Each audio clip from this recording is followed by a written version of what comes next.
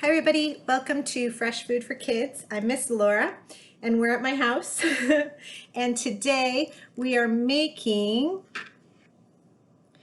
frozen blueberry bites and frozen fruit and yogurt bark. I used raspberry and pineapple. This is the batch that I made last night. I just wanted you to have a peek. And this is taste tested and it's totally yummy. So I hope you have fun doing this with me today. So the first thing we always have to do when we're prepping food is to wash your hands. I did a really good scrub right before I started tonight. So if you have not washed your hands yet, please go and do so. The other thing we need to wash is our fruit. We're using blueberries for the blueberry bites, but I'm also going to use them for my yogurt bark tonight. The one that I made last night has raspberries and pineapple. You can use any fruit you like. We're going to do strawberries and blueberries. And I have washed my fruit and I had it in a strainer. Oop. See, this is a little blueberry stem. If you see those, go ahead and pluck those right off.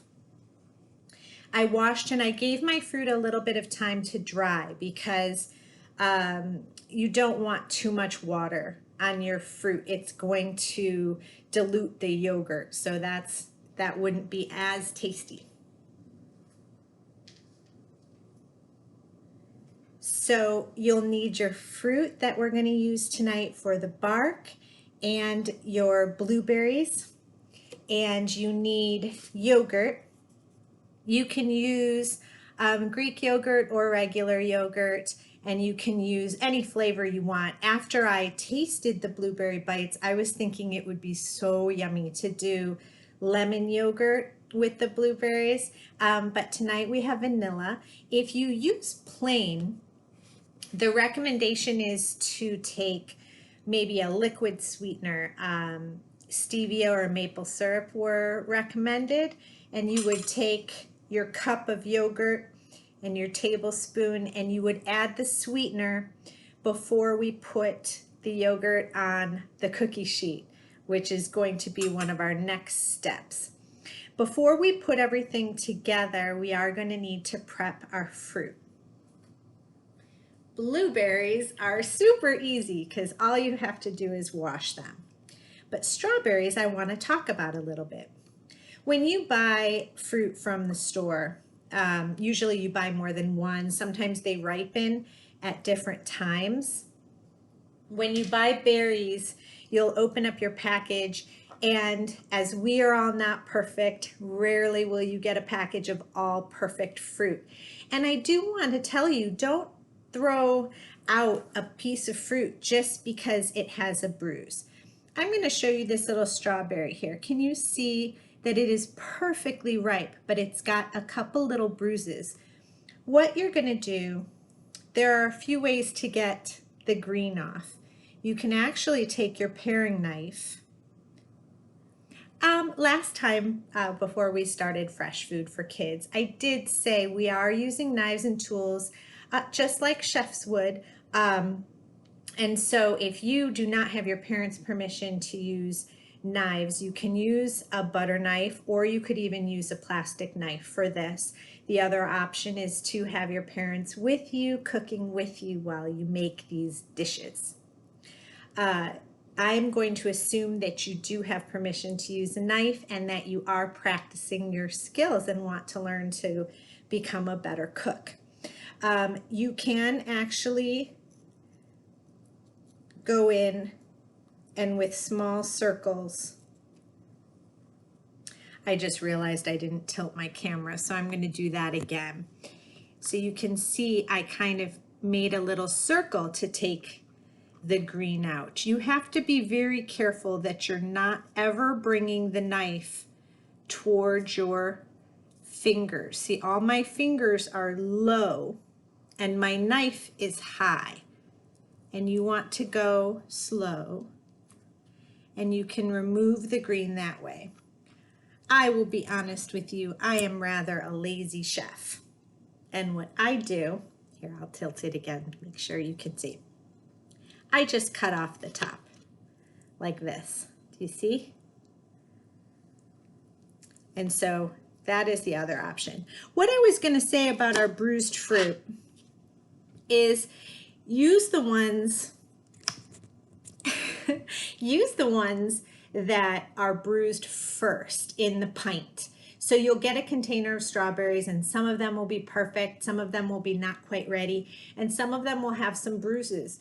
And it's super easy. You just find the little bruised spots and you cut them off. I remember when we were learning to peel, I like to peel towards me, but you can take out a spot that way too. But see, here we have a little spot. You can just put the flat part of the berry down like this, and you can just cut that little spot right off. This one has a little spot here and here, and maybe even a little spot there. So I am going to just remove those little spots. If you are worried that your berry is not perfectly tasty, there is no reason you can't cut off a piece of it and try it. Most people do like to taste their ingredients before. I'm just going to keep cutting a couple more spots off. Most people like to taste their ingredients before they add them to a dish, and it makes perfect sense to do so. You wouldn't want to put something bad in your food. I actually have a story for you. I made cookies, and the end thing that you did to the cookies, the very last step, was to add crushed walnuts on the top. I did not taste my walnuts, and with nuts that have been ground or cut up or chopped, they can get rancid. And so it was about half of my batch of cookies, and I added rancid walnuts to the top. It was a sad, sad day. Back to our berries. I am almost done prepping all my strawberries. And again, we're taking the green tops off. We're making sure that we don't have any spots. And again, there are two ways to do this. So let's say I had a spot here. You could just cut the little spot like that. That is definitely something you want to do when you have some more experience. I really do recommend putting the top down and cutting down. But I wanted to give you both ways, because you will, if you're watching other chefs' shows, they will often be pairing with the paring knife and slicing apples and things like that. All right, so now that we have that step done, we're just going to cut our strawberries into smaller pieces. You can, this is up to you how big you want the chunks in your bark to be.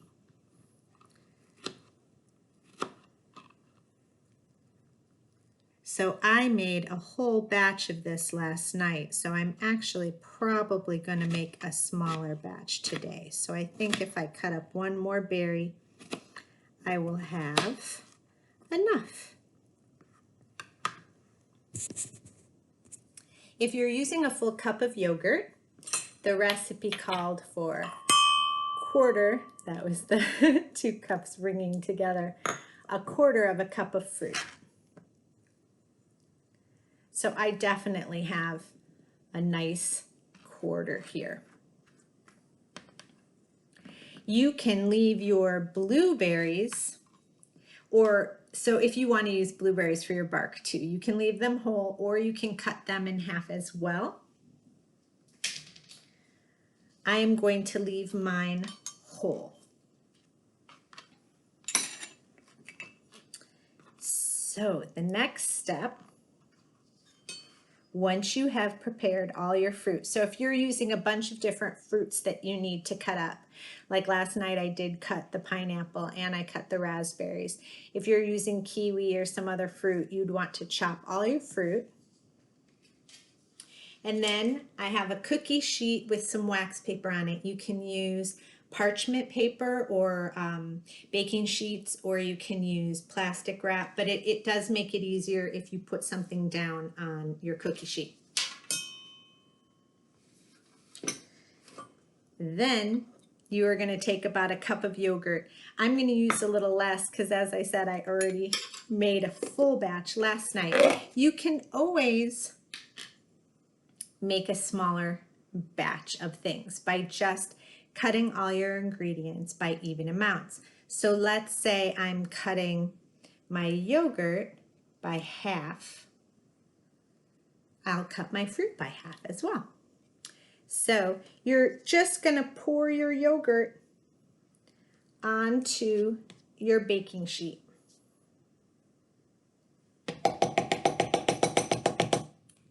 Like that. Can you guys see? Ooh, there we go. And then you're going to smooth it out. Not completely flat. You're making it about the thickness of a very fat chocolate bar. So about like that thick.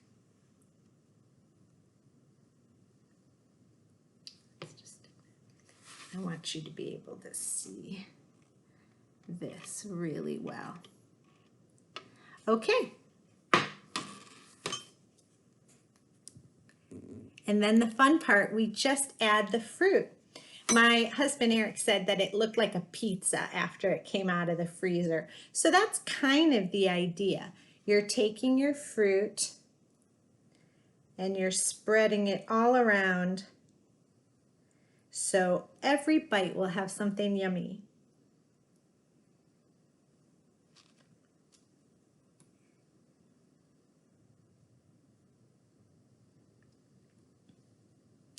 And then I'm going to take some blueberries.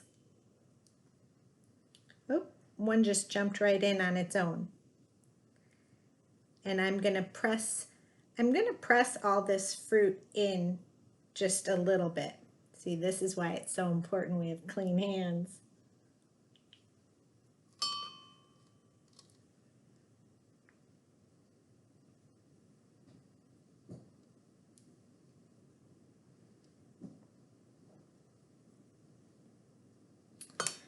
Okay. So here's what mine looks like. And now we're all ready to start our blueberry bites. And so you're going to take a little more yogurt. You can always add more. So I want to fit all my bites on this same sheet. So I'm probably only going to make about 10. So I'm going to put about 2 tablespoons of yogurt into a bowl. And then you're going to take a bunch of blueberries and just add them into the bowl. And then take your spoon and we're going to fold them in. So when you stir something, you're using some force because your goal is to mix the ingredients fully together.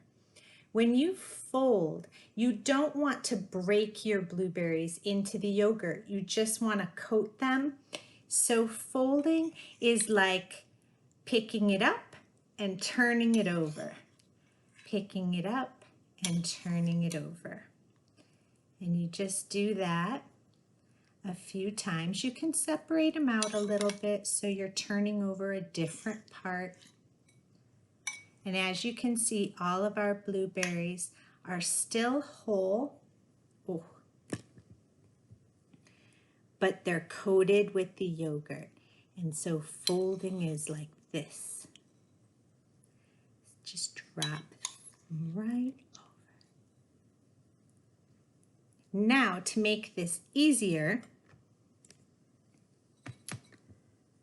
we're going to take a fork and pick out just one berry and place it on our tray.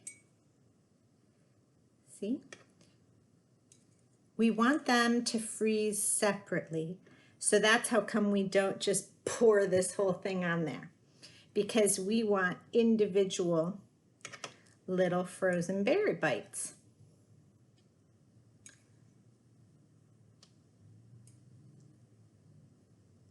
Oop, see, I had two there.